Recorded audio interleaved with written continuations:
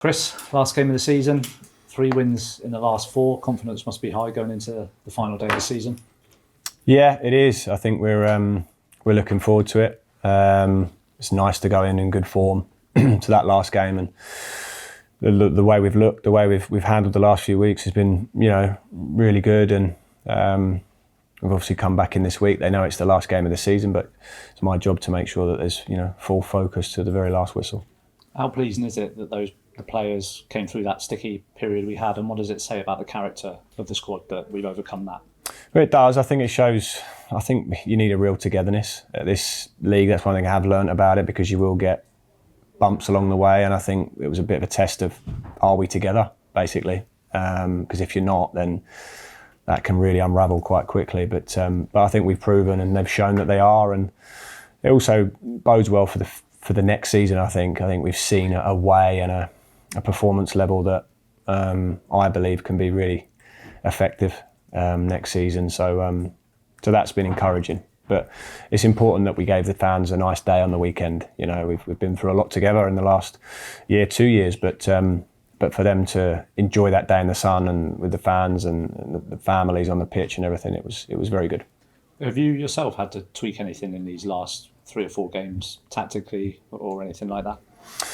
Yeah, well, I think if you've looked at it since probably the Ipswich game, we've changed a little bit around how we're building up. We're getting the ball forward earlier. It's creating more transitions. It's creating more crossing opportunities, more set pieces. And we're looking a bit more of an effective team. We haven't lost the press. If anything, it's given us more opportunities to press and counter press. So I feel like we've probably just tweaked one part of our game. But regardless of how you do play, I think having the right competitiveness and fight and spirit and all the tackles and the duels and everything, you've got to be there for. And I think we've been like that, and I think the way we're playing and set up to play feeds into that as well. So yeah, I've been pleased with the way we've looked in the last few weeks. 1 game left to play now. When you sit back and analyse the season as a whole, what are your overriding thoughts and emotions on the 45 games that have preceded this? Yeah,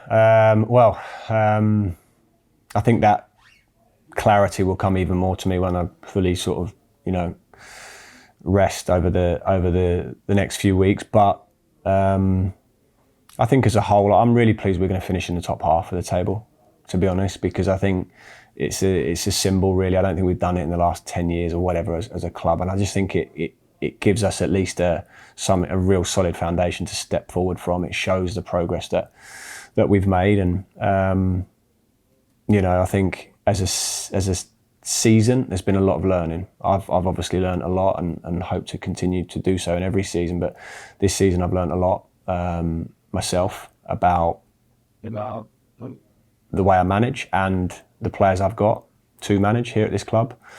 I think we've handled the difficult times well as you can, the adversity well.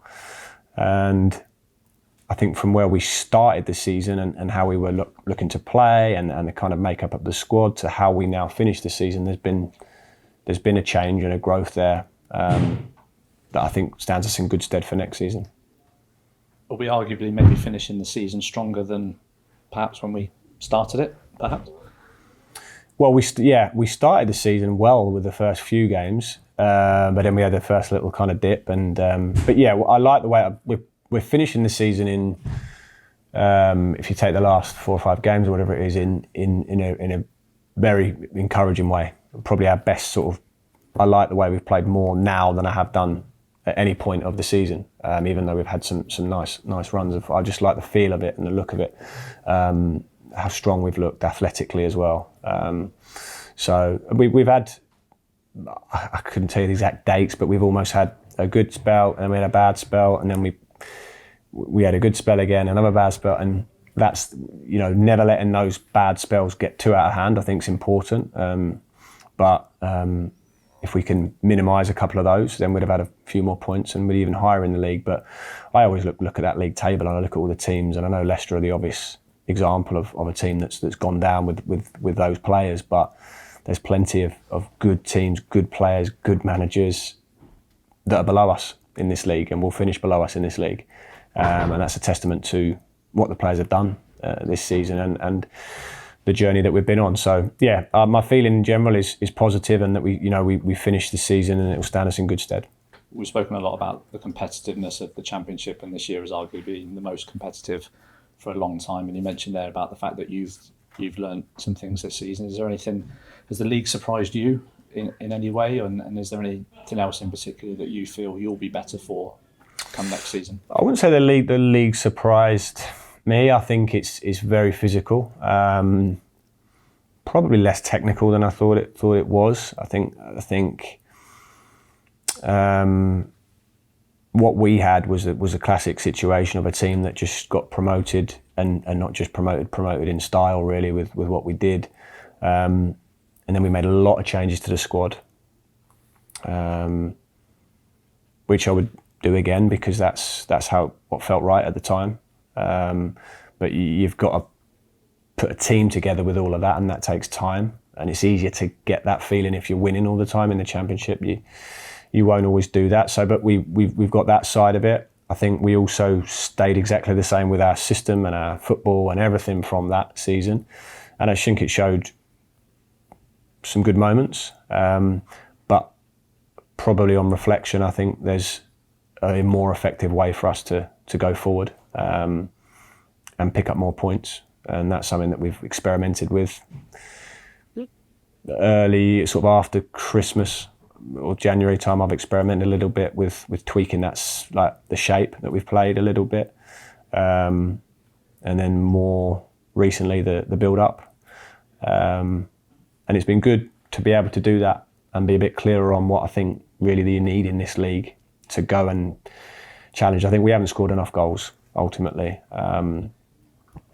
to really go up to challenge up the top end of the league. We've been defensively good in terms of goals conceded throughout the season, but in terms of the goals, that's one area that of course we want more from it, and for us to go on to that next level and challenge with those parachute and those teams that are really the powerhouses in this league is going to be make sure that we keep improving the squad, make sure that we keep going into every game with that same competitive mindset that we've had recently, and then we'll have more of a chance to do it. Naturally, when the season comes to an end, talk turns to recruitment and the shape of the squad next season. Has this season as a whole and the ups and downs we've had, has it been easier for you to identify maybe what players or profile of players we need going into the summer and into the start of next season? Absolutely. I'm crystal clear, and obviously, of course, some things need to remain a little bit more private than others, but I'm crystal clear more than I've ever been in terms of what players we need and how many we need. It's quality, not quantity. It's not what we've had 20 odd players in first year season I was here, then this season another 13, 14, 15. We don't need that. We need, like I say, some quality additions. Obviously it'd be time for some to move on, etc. And that would give us a chance to go and push on from where we are, which is looking like we're going to finish, like I say, whether it's 10th or in the top half of this league. To go on to that next level, it's going to be important to get the right players in.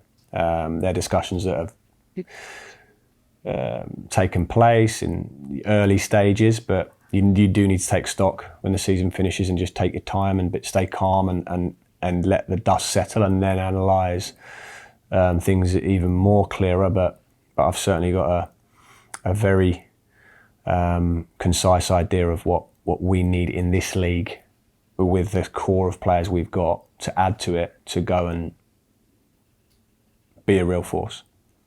The away form has obviously been an Achilles heel for us this season as well, as good as the home form has been. So when you look at the away games we've played and the results and the performances, is there things that you've identified in the games where we know we need to be better come the start of next season as well? Yeah, absolutely. I think it's such an extreme. We're probably, I don't know, top 4, top 3 for home form and top bottom four for away from. So I think the way we've gone about our last couple of away matches is good insight into what I think can be more effective for us away from home, not inviting so much pressure, making sure that we're trying to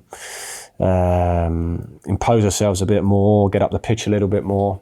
So there are things on a tactical level that I think we need to keep building on. And we need to be clinical. We've had games where we've had moments and chances to go up in a game multiple times away from home, and that changes everything. Getting the first goal away from home, we haven't done that, so I think that's something that we need to make sure that we're more ruthless in those situations as well, and that will lead to the points coming. I would hope and envisage our home form remaining very strong next season because of what we've created there. It's a fortress, and if we can make the right adaptations to our away performances and results, then obviously we can make progress. You mentioned the home form there. I think we've lost fewer home games over the last 2 years than any other side in England's top four division, so that must be something that you're incredibly proud of. Yeah, definitely. I think